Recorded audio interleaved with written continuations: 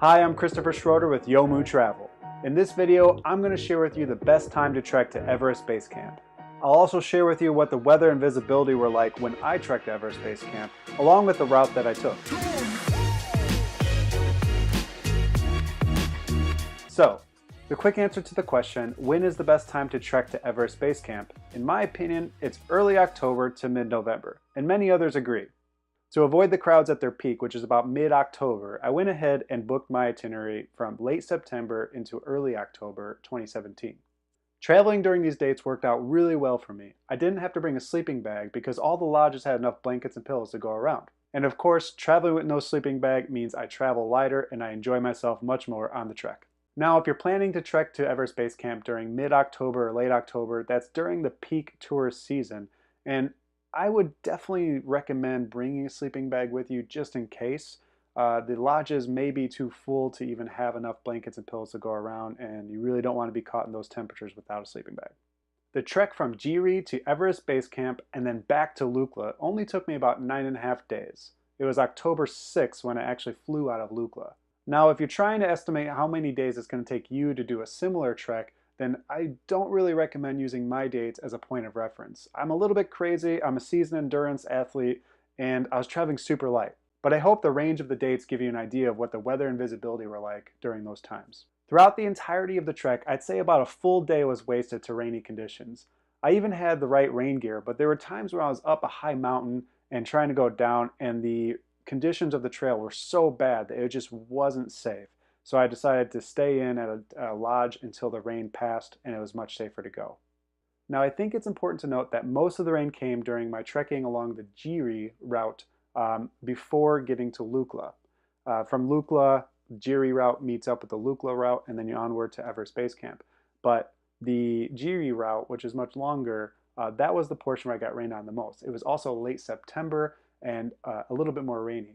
The timing of the day when the rain actually hit was closer to mid to late afternoon and then sometimes early afternoon, but definitely you had about 4, 5, maybe 6 hours of solid trekking time before the rain or the clouds would come in.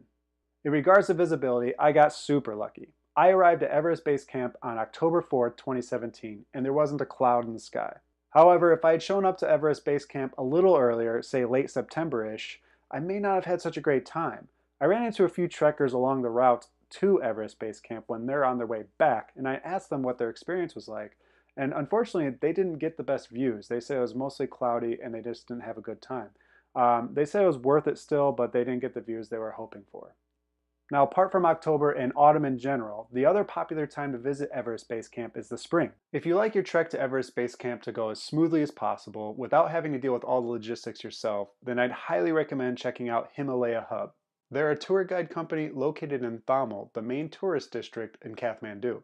They really helped by answering all the questions that I had about the Everest Base Camp trek, and they came through in a big way when my initial flight to Lukla was canceled.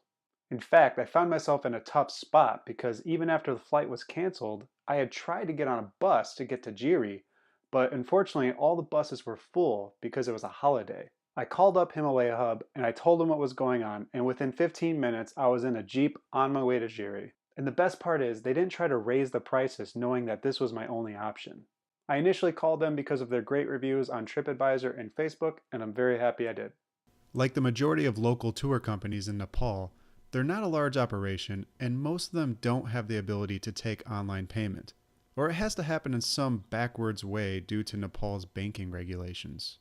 To make the booking process familiar, at least by Western standards, I've set up Himalaya Hub's guided tour on the Yomu website so you can book online. Of course, that's a lot of work for me to set that up for them, and Yomu does receive a small profit from the bookings.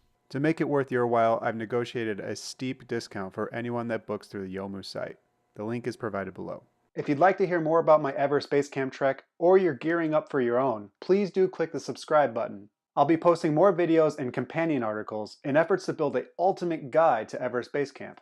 That's it for now. I hope you found this video useful, and if you have any questions, please do comment below. And until next time, live free and be Yomu.